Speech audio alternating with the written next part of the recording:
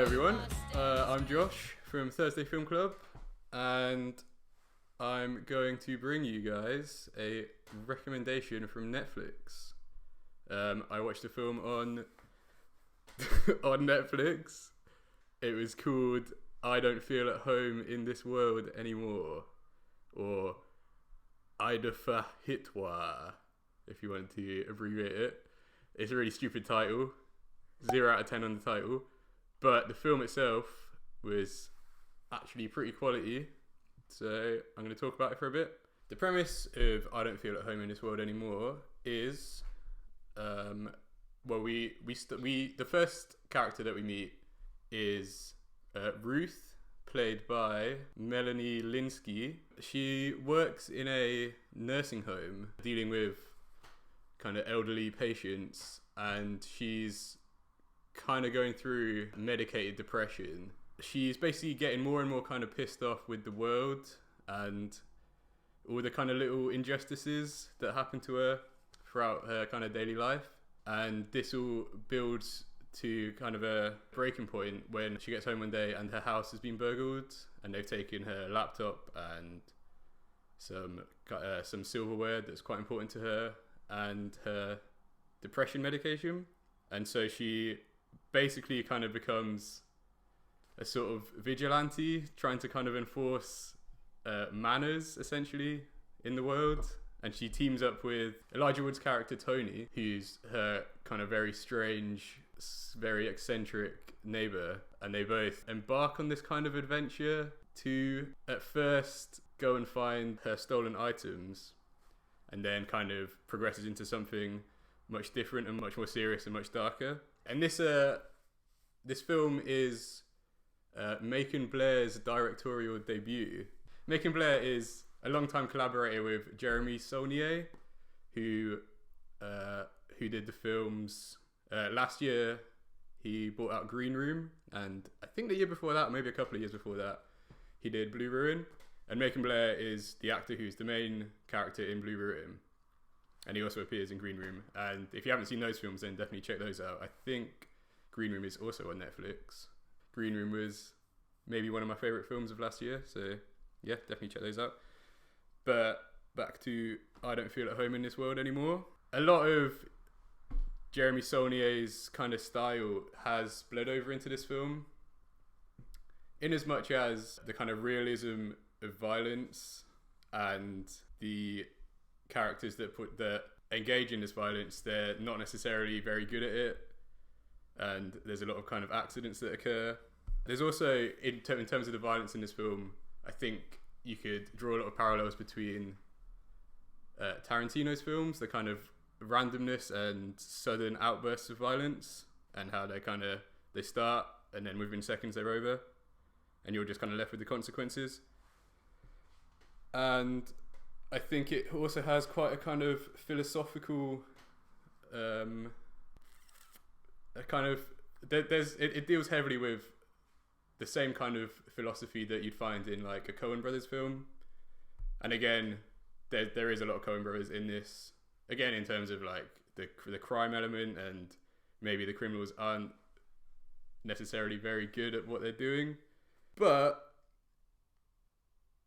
it's also very, very different from Jeremy Saulnier's work, and you can really see Macon Blair trying to do his own thing and maybe distance himself from his work with Jeremy Saulnier a little bit, because there is a strong vein of humour that runs throughout this film from start to finish.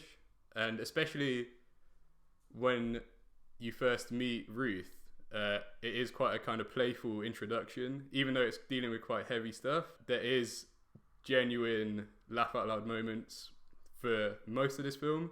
There is humour that runs throughout it, but there's quite a elegant and quite masterful kind of change of tone as well.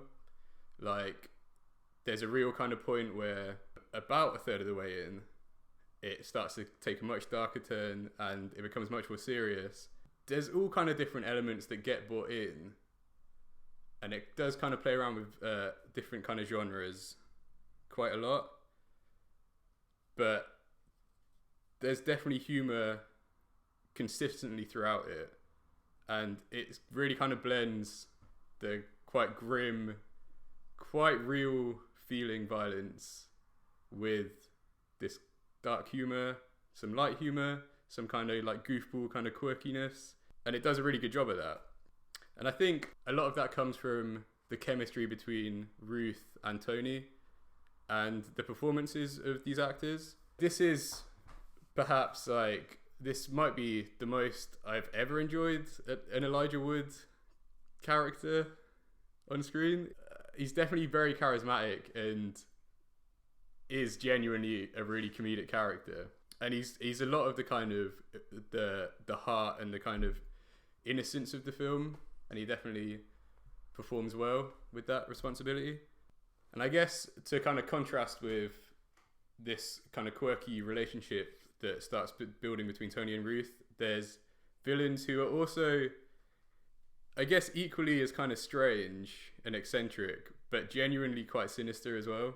There's a kind of trio of at first they're kind of petty burglars, I guess, and then they start to, as the stakes kind of ramp up, they start to engage in more and more kind of violence, and they're genuinely pretty scary guys, while also feeling completely at home in the world of this film. And it is such a kind of interesting world. Somehow manages to balance feeling sort of magical and sort of kind of vaguely spiritual and kind of mystic, but also feeling quite real. And the events that occur in it are, again, at first kind of unusual, but then when you think about it, it totally makes sense in the context of the world. One of the things that I think maybe didn't work so well in this film is perhaps the kind of the randomness of the film sometimes feels more like a kind of string of coincidences that end up being in the protagonist's favor, less than a realistic portrayal of kind of the random nature of life.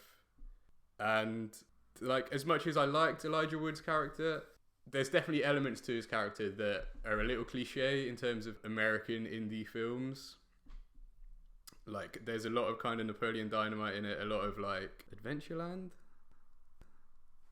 Yeah, and also like that kind of kooky kind of innocence that you get in like stuff like Adventureland is definitely reflected in Elijah Wood's character, which can be a little bit insufferable, but I think is handled quite well in this, and he is still likable, but it is a little bit kind of, I guess, kind of pandering to like audiences that would seek out like independent films such as this. But I don't think it detracts too much from the enjoyment that I had watching this. I think it's a very well done directorial debut. Yeah, if you're a fan of Jeremy Saulnier's stuff and his kind of anti-cliche kind of stuff that he has, I think you'll find a lot to like here. Yeah, it's just a generally good film. A good kind of crime thriller, comedy, a little bit of horror, I guess. It is quite violent, quite gory, but still a lot of fun from beginning to end. Yeah, I'd recommend it a lot. If you're looking for something on Netflix, definitely check it out. I'm going to give it an 8 out of 10. So, there you go. Cheers for watching, guys. Check out the other stuff we have on this channel. Hit us up on our various social media platforms. There's some other reviews coming out, so check them out. Okay, see ya.